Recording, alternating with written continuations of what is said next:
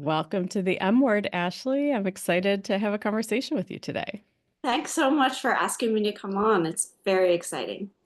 Yes, you have been an important part of the Arlington Strategy team for a very long time, but you are an entrepreneur in your own right. You are a gifted artist, designer, tech co-founder, all kinds of things. Just start out by sharing, who are you? What do you do? Sure, yeah.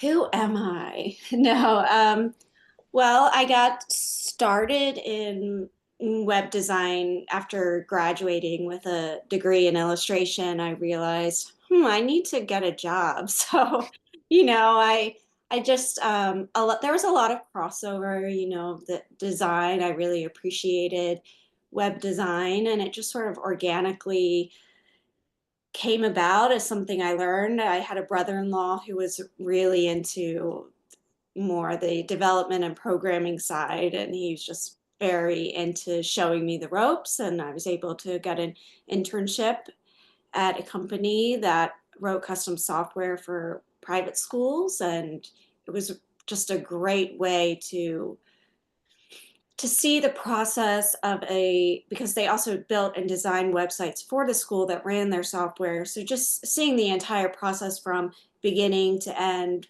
and also wearing a lot of hats because they were a startup. So it was a rather lean team. So I would literally go tour the schools. If they had a logo, I'd use it. If not, we'd work with them to design one.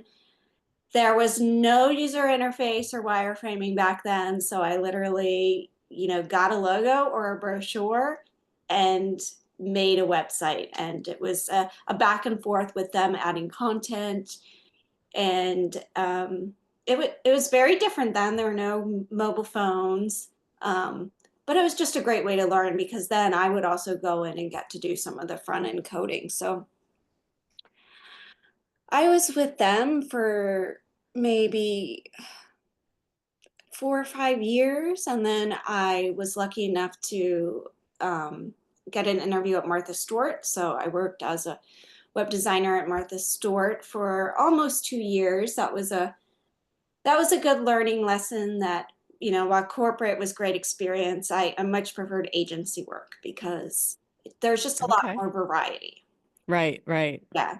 And eventually I just had gotten enough connections where people were like, hey, can you help out my roommate? They have this company. And just from my network, I was able to get enough what were side gigs to now are clients that I've had for almost 20 years. And I've watched them grow and go through different businesses. And Is there a point here where you were like, okay, I'm just going to be my own person. I'm going to hang a shingle. I'm going to be Ashley White Design and I'm going to separate from the corporate world. Or was it like accidental? And it was like, oh, there's an opportunity. Let me open that door.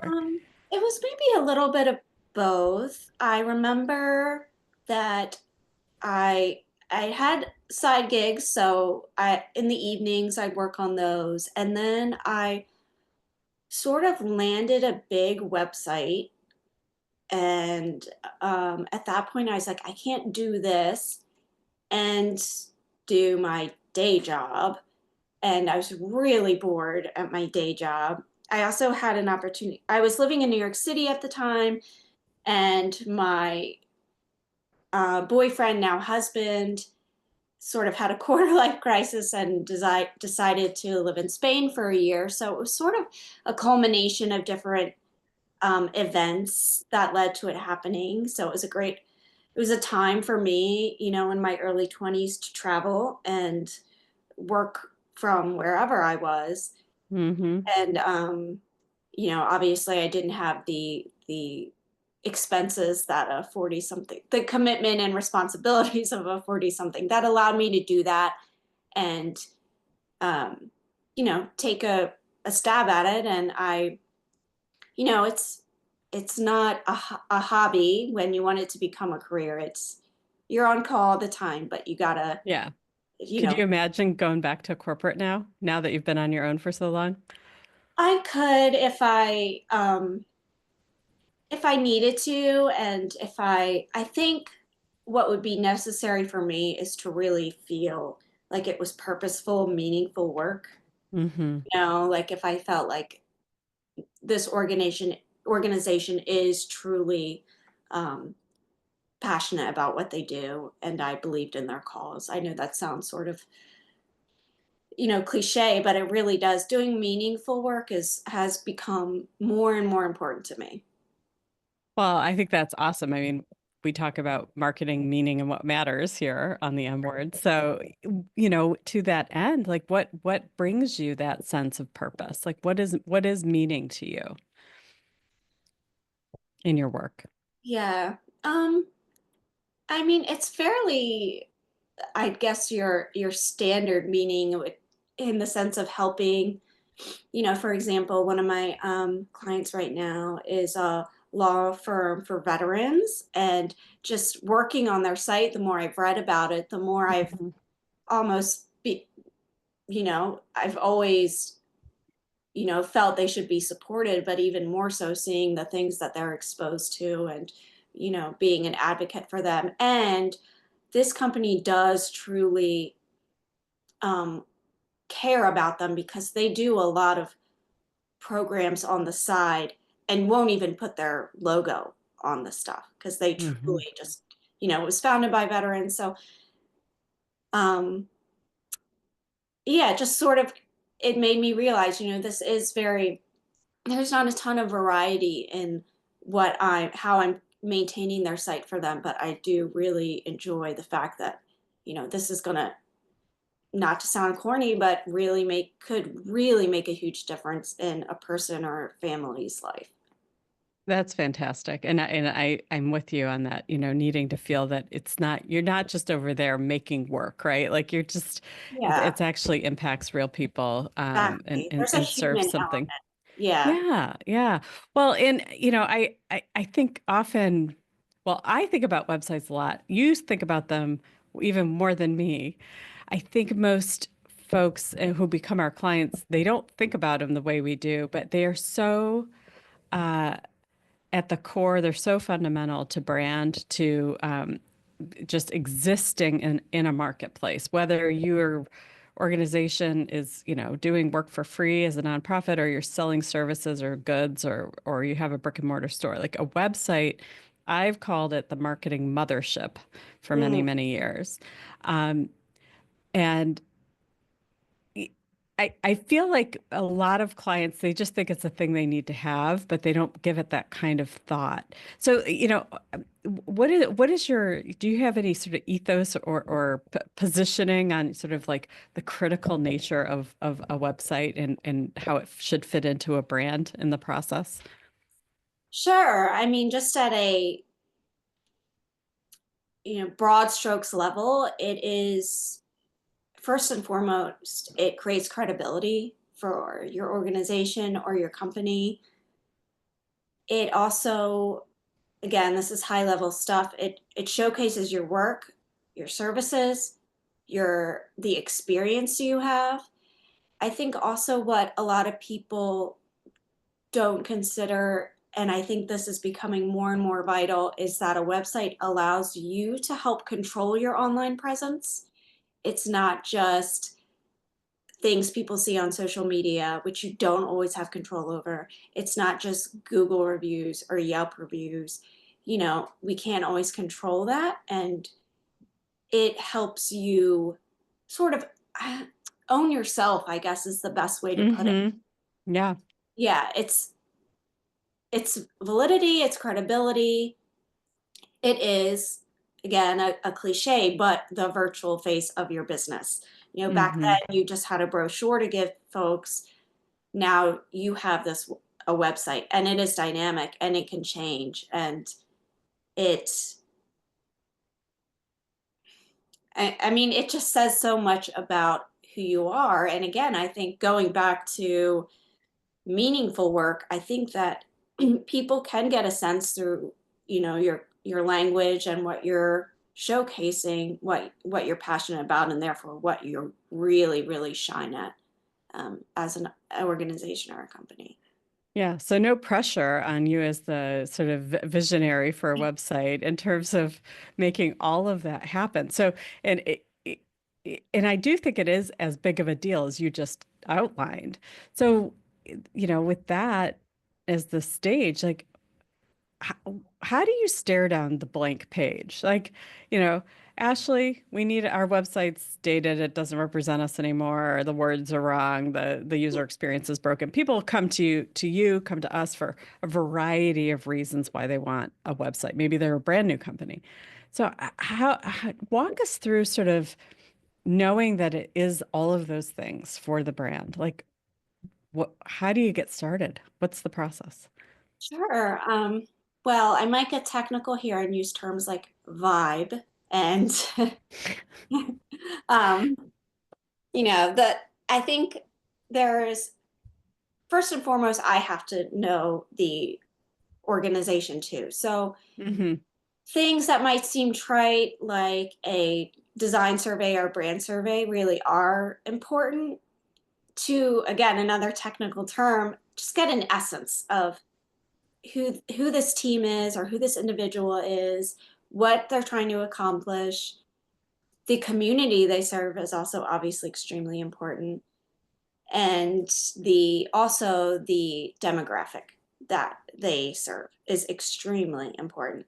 And I can get more into that later if you want, but in the beginning it really is research. It is, what you'll see as discovery on a proposal. Hmm. And that is me researching you, researching your competition, researching your service or product, trying to find something that is unique or niche about what your company does. It helps me. I'll review any content that you have. It's really nice to see any collateral or content that has worked really well for you in the past. Maybe hear stories of what hasn't worked for you in the past. And then also a big part of what I do is, looking around online at what other people in your sphere are doing as far as their websites go, what I think maybe isn't working for them, what I meaning your competition, what I think is really successful, what I really respond to, what a lead or a client might really respond to. Hmm. And also just to make sure that there are, just like in fashion, there are a lot of trends in web design, Right.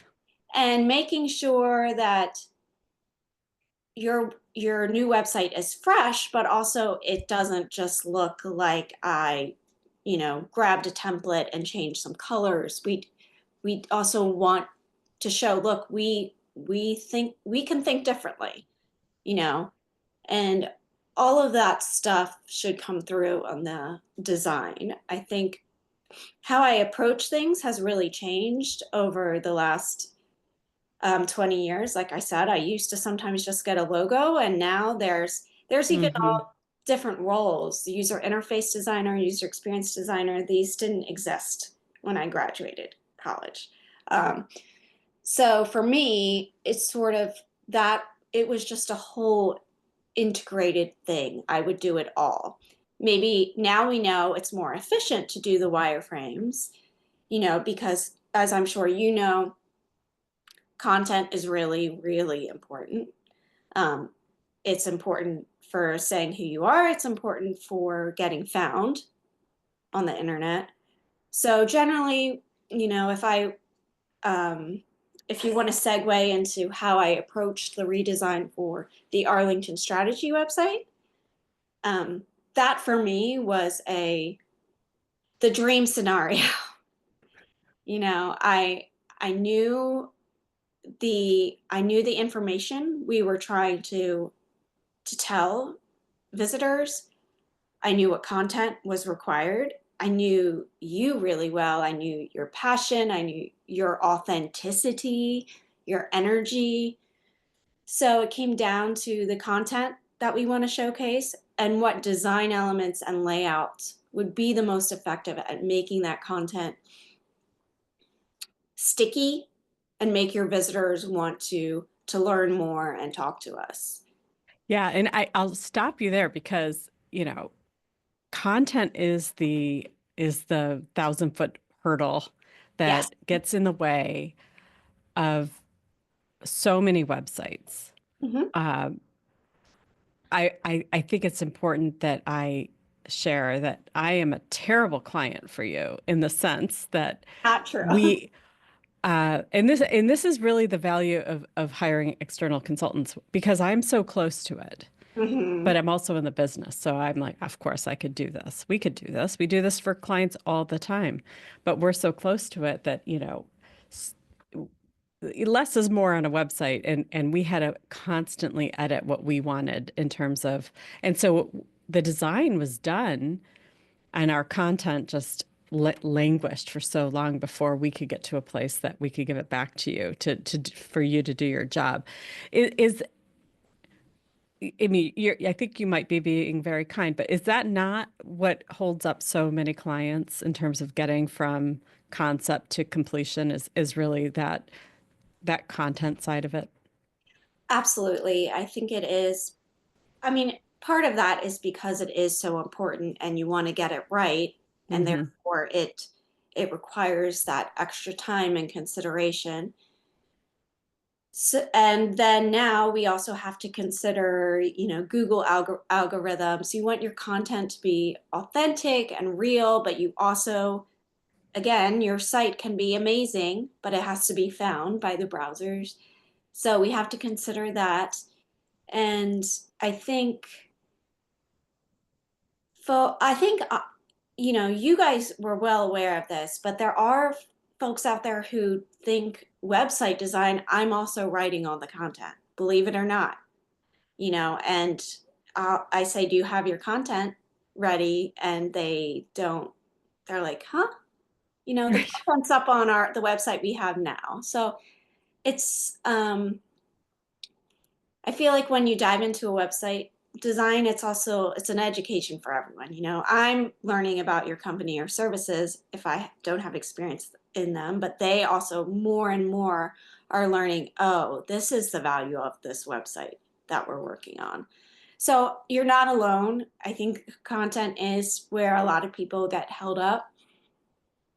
The good news is that you should always be, you know, analyzing what's working, and it's dynamic. We can update it. We should update it and keep it fresh. So it's right.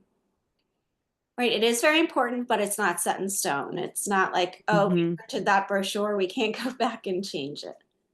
That's right. So, what are some, I want to get a little more tactical for brands because there's always this moment of truth when you tell a client, it's like, yes, we can build you a website, and then you're gonna have to keep investing in your website, and then there's also a time horizon. Your website is not a forever.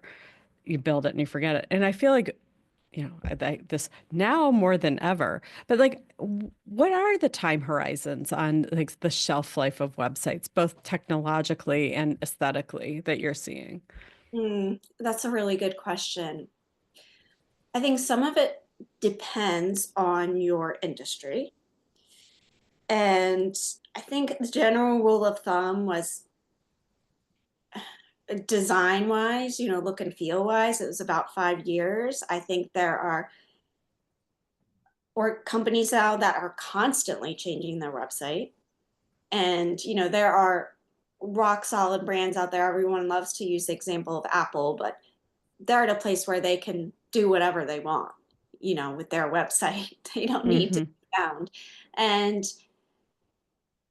as far, it's tough to say. I mean, I have a client who I designed their website. It's 10 years old now, and not to be self-congratulatory, but because I try not to adhere to trends, I feel like it's still really holding up. That being said, I've even said to them, I'm not trying to create work for myself, but on the back end, I'm having to update so much of the technology because either third party solutions that we had used are no longer even in, Mm-hmm. or Right. they haven't updated their code base, so things are having to be rebuilt.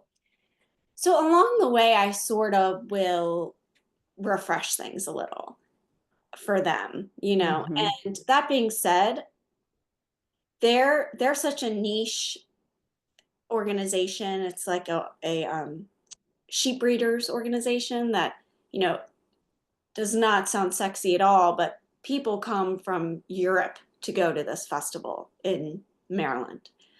And so they're not necessarily like they know who their tribe is and their tribe knows who they are, if that makes Mm-hmm. sense. Yeah. So Yeah. it is a different situation.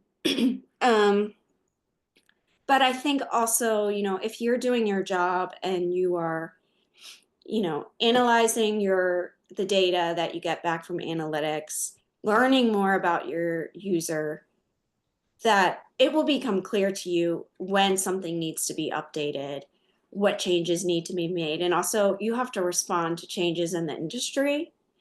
You know, obviously, we're all scrambling right now to respond to AI and the changes that that's going to bring around. I mean, I see it in the software services I use. Every day I feel like they're introducing a new AI feature. Right. Right. So how is that showing up in websites? Um, right now, for me, where it's showing up is just really just helping me organize. Like, if you get into prototyping in Figma, for example, it can be extremely time intensive to create these prototypes. And with AI now, it is automatically organizing your layers, renaming your layers for a consistent schema that then allows it to go ahead and generate all the layers of the prototype that would otherwise take you, in some instances, days to create. I think that it's probably right now speeding up website development more for backend Mm-hmm. programmers, that it's speeding up your code generation. It's probably, I think it's going to automate a lot of bug testing. I think it's going to, from the user interface perspective, it's probably going to really help create different interaction scenarios, Mm-hmm. you know, where otherwise you might have to set up a lab and have, you know, people sitting down navigating your website, and you're there, you know, tracking their journey. I think that that's Right.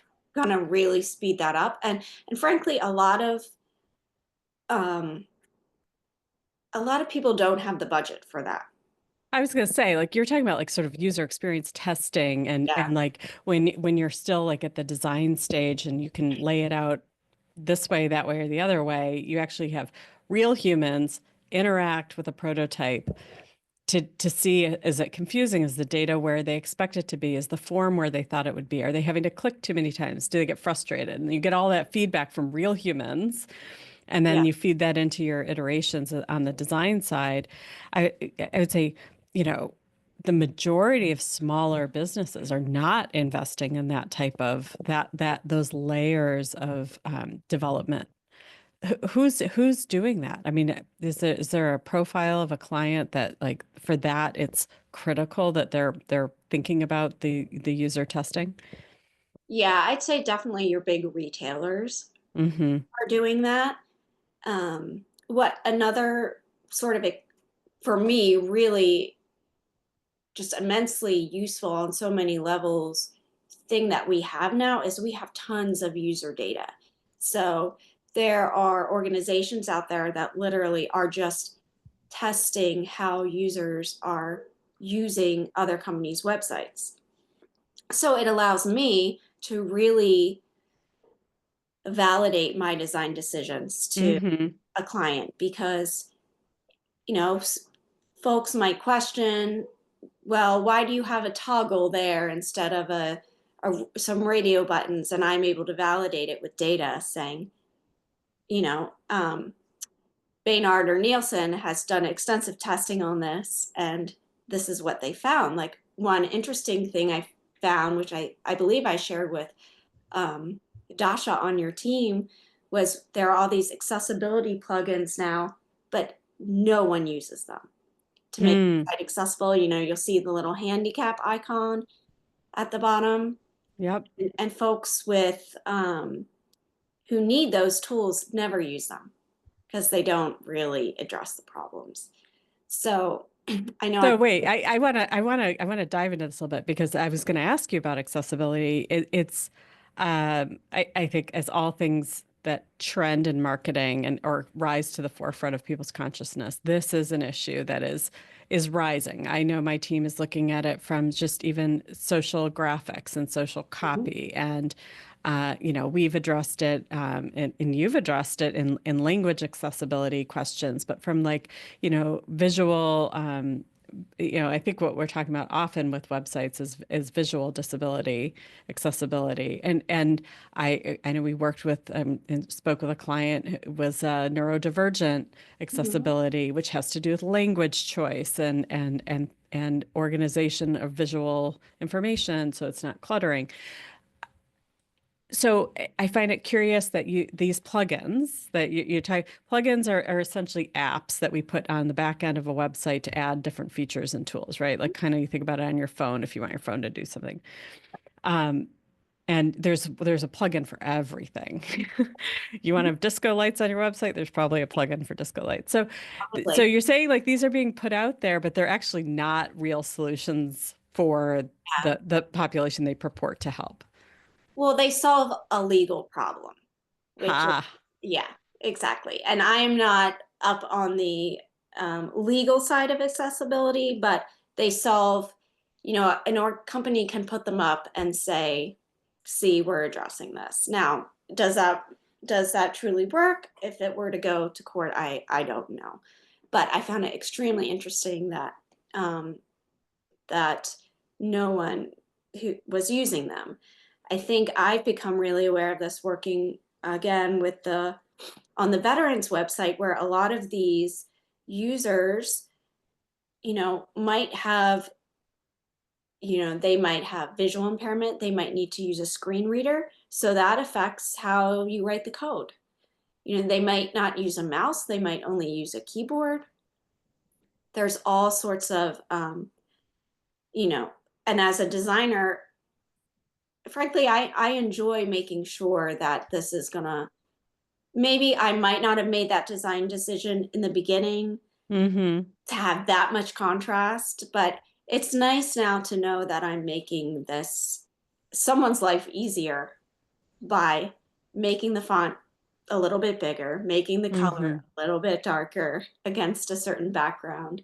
And it's something new to learn, which is always, you know, keeps your day to day life interesting. It's not, That's right. But I think, the more that things evolve, the more they're going to still evolve. And I think that's where it's like, when it comes to keeping this, it's your most expensive asset as a brand, right? Outside, like maybe you own a building, but like from a marketing perspective, your website is for all those things you outlined at the beginning. It is the public face of your company.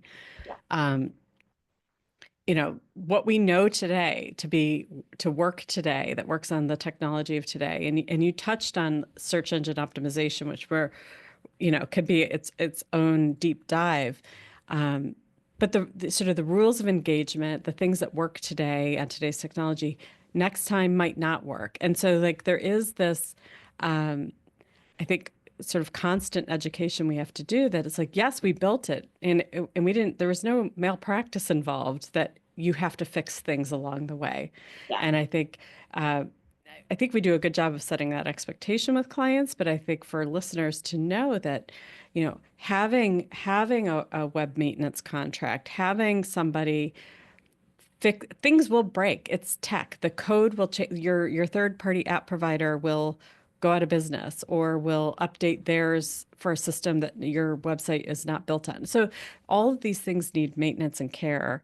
yeah. Um, so what's a reasonable expectation for a client in terms of sort of that ongoing support? Is it okay to come to you yearly, or is that not often enough? Unfortunately, it's becoming updates are, I believe, the necessity is coming more and more frequently. Just I primarily build websites in WordPress and it's updating more often than ever. And the plugins are also updating more often than ever. And it is one thing that you can definitely do is, and something that I do is I make sure that any plugins that I install on your site come from a reputable either individual or company that this is Hmm. what they do.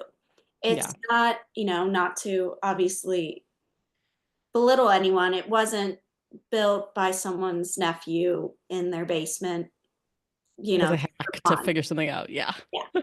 Um, so, for better or worse, I think that everything is updating more quickly than ever because it has to respond to all the advances more quickly than ever. Hmm. So you have all these, there's just a lot of parts that need to play well together, is the way that, Hmm. and I think also you need to keep a closer eye on things like, again, 10 years ago, everyone said, don't put video on your website. And now video is totally fine. People have no problems pressing And play. that just has to do with bandwidth speed and loading times and Exactly. And obviously we can hmm do things like host your videos elsewhere. But as you know, as we're dealing with, your storage gets full really fast. So there's just all these little things that you have to consider that were not considerations before. Also, mobile and responsive websites really doubled the time that I spend working on. hmm So, it's not like I love doing maintenance. It's not the fun, exciting part of my job, but it is really important because I hate having a client email me with an emergency. This part of the site isn't working, and I haven't heard from them from 2 years. And You're like, do I even have their website login I anymore? mean, I've stood up sites for people who said, my website is gone. I haven't heard from them in 10 years. And then I said, well, it looks like your hosting expired 7 years ago, because I'll go back on the way back machine. And they're like, what's the hosting? I'm like, if you look back, you should have gotten many, many, many email reminders that your hosting is about to expire. So it just creates a lot of fires that, Yeah, yeah. and again, that's also part of my job and our job is letting clients know, unfortunately when the site launches, the work has just begun. Yeah, exactly. Exactly. Especially, because marketing's not stagnant. Your messaging evolves, your products evolve, your people change. So your website needs to keep up too. So Ashley, kind of just going back to you and your own professional journey and, this arc of your career and you're working in this very dynamic field. Um, you know, what would you tell your younger self? Mm, What advice would you have? I'd say do it. I mean, it's being an I don't like to use the word freelancer a lot because I think it's I'm a lot more than that. Being, an independent, like you said, an entrepreneur, you have to decide if you can it's just give and take all the time.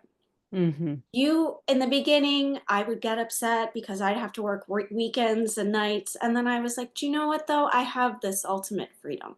So you have to decide as a person, your personality type. My husband, for example, he's like, I could never deal with that insecurity. And there are times when it's scary because you only have yourself to depend on. You are your HR department. You are your financial department, until you can hopefully, outsource yourself to someone, Hmm. especially for me, the accountant stuff, forget it. Um, you know, but for my future self, I would say, I wish I could go back and say, be more confident. You, Hmm. you deserve to be there just as much as I'm sure you have podcasts on imposter syndrome, but it runs Yes. rampant um, in the design and the website development community, because when I went to school, there was one web design course, you know. Yeah. Yeah. So there aren't now you can get a certificate in user interface design, and that wasn't around. So I think, just to be more confident and able to say I'm really good at this, and believe it. Yeah. I think Because that's you are. Because you are. We I think I think there's a natural vulnerability when you work and you're at this like crux of the intersection of design, which is aesthetic, right? Sometimes it just comes down to preference. I like this color and you don't, and exactly vice, right? Or exactly. but and then also the technical side. And so, as a designer, you're getting that like, I don't like how that looks, Yeah, which is a very different feedback than like, oh, that link is broken and it's the website's not rendering properly, right? So you're kind of dealing with all ends of that, and you've got to. I think designers have to have a naturally thick skin in order to be delivering for people who aesthetic. You're doing your research to try to match them where their aesthetic sort of yeah, preferences are, but that's real tough. But I will say that, and our clients have said, so it's not just me, that you build beautiful, high functioning, technically complex um, websites that really do serve brands where they thank need to you. be. And we hear that time and time again. So um, I think that's great advice for everybody, no matter where you are in your design professional journey.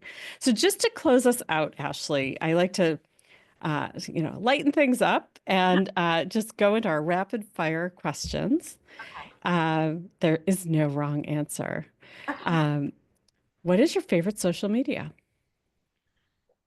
I'd say LinkedIn.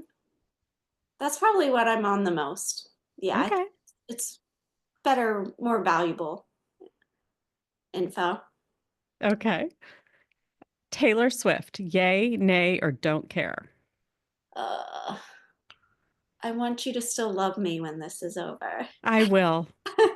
um, Confused Okay. and just flabbergasted that this person has taken over the world.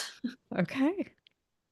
Sorry, I mean, I can't say yay or nay or don't care. Just, Because it's a different answer. I will accept your answer. yeah. Is there a book you always recommend? Is there a book I always recommend? Well, it depends on what the person is looking for. Um, I think you can't go wrong with Little Women. Hmm. That will always be a favorite. Little Women, Life of Pi is a good one for a newer, if you're looking for something newer. So yeah, I'd say those, but I could go on and on and on. And lastly, where do you want to go on your next vacation? I would like to go to, well, I would really like to go to Croatia, actually. Oh, it looks absolutely beautiful. Now, have you watched Game of Thrones? Yeah. Because a lot of it was filmed there, Oh, right? nice.